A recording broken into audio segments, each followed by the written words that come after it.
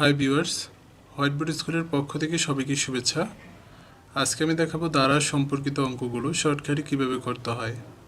তো আমাদের প্রথম অঙ্কটা হচ্ছে যে 1 থেকে 39 পর্যন্ত বিজোড় সংখ্যার সমষ্টি কত। তো আমরা প্রথমে এই অঙ্কটা প্রচলিত নিয়মে করব, পরবর্তীতে শর্টকাট নিয়মে কিভাবে বের করতে হয় সেটা দেখাবো। তো প্রচলিত নিয়মে অঙ্কটা করতে হলে প্রথমে আমাদের পদ সংখ্যার মান জানতে হবে। তো পদ সংখ্যা বের করতে হলে আমরা একটা সূত্র জানতে হবে। সূত্রটা হচ্ছে যে শেষ পদ মাইনাস প্রথম পদ ভাগ সাধারণ অন্তর যোগ 1। এখানে এটা হচ্ছে প্রথম পদ, দ্বিতীয় পদ, তৃতীয় পদ, এটা হচ্ছে শেষ পদ। আর সাধারণ অন্তর হচ্ছে এই দ্বিতীয় পদ থেকে প্রথম পদ বিয়োগ করলে হয় 2, এটাই হচ্ছে সাধারণ অন্তর। এখন আমরা এখানে মানটা বসাই দিব, অর্থাৎ শেষ পদ হচ্ছে 39, প্রথম পদ হচ্ছে 1, সাধারণ অন্তর হচ্ছে 2 যোগ 1। 39 থেকে 1 বিয়োগ করলে হয় 38, 38কে 2 দ্বারা ভাগ করলে 19, 19-এর সাথে 1 যোগ করলে হয় 20। তো আমরা পদ সংখ্যা পাইলাম 20। এখন আমরা সমষ্টির সূত্র বসায় সমষ্টির মানটা বের করব। তো আমরা সমষ্টির সূত্র আমাদের জানতে হবে। সমষ্টির সূত্রটা হচ্ছে যে প্রথম পদ যোগ শেষ পদ ভাগ 2 গুণন পদ সংখ্যা। তো এখানে প্রথম পদ হচ্ছে 1, শেষ পদ হচ্ছে 39, এই দুইটা যোগ করলে হয় 40 গুণন পদ সংখ্যা হচ্ছে পদ সংখ্যা হচ্ছে 20। 40কে 2 দ্বারা ভাগ করলে হয় 20, তো 20 গুণন 20 সমান 400। অ্যান্সারটা হচ্ছে ঘ নম্বরটা।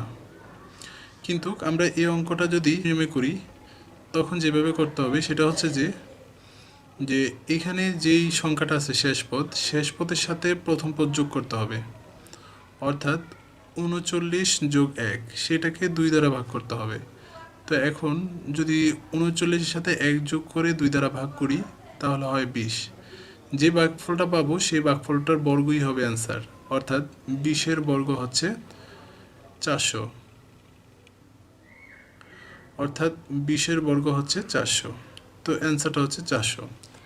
তো সেমভাবে যদি আমরা এই অঙ্কটা সমাধান করি, এখানে দেওয়া আছে যে 1, 3, 5 এবং 27, অর্থাৎ 1 থেকে 27 পর্যন্ত বিজোড় সংখ্যার সমষ্টি কত। এখানে এই 27 হচ্ছে শেষ পদ, তো আমাদের নিয়মটা ছিল 27-এর সাথে প্রথম পদ যোগ করতে হবে। তো প্রথম পদ হচ্ছে 1, যোগ করলে হয় 28, 28কে 2 দ্বারা ভাগ করলে হয় 14, যে ভাগফলটা পাবো সেটার বর্গই হবে অ্যান্সার, অর্থাৎ 14-এর বর্গ হচ্ছে 196, অর্থাৎ অ্যান্সারটা হচ্ছে 196। অ্যান্সারটা হচ্ছে গ নম্বরটা।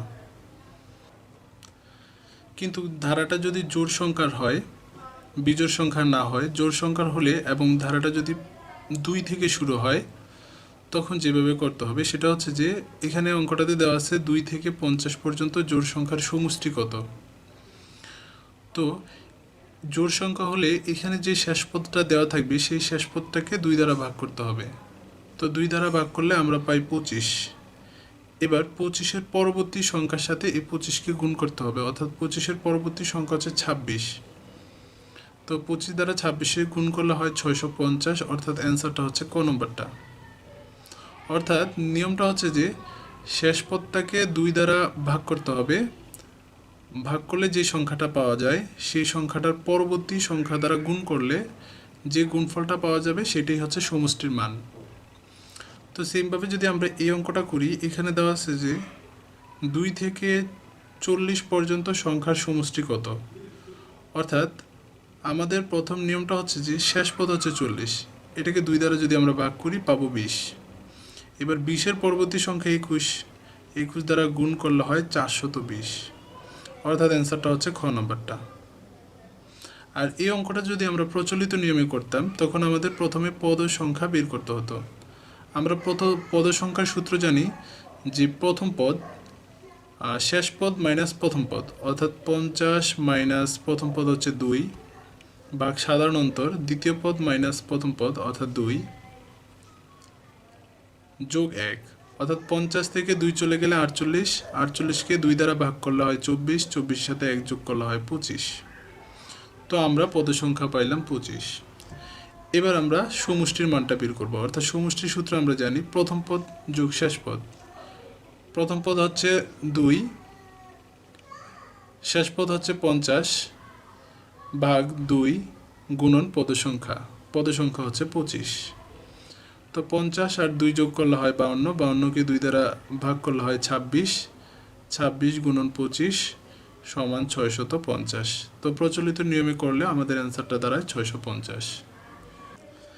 ধারাটা যদি স্বাভাবিক সংখ্যার হয়, এখানে দেওয়া আছে যে 1 থেকে 100 পর্যন্ত ক্রমিক স্বাভাবিক সংখ্যার সমষ্টি কত।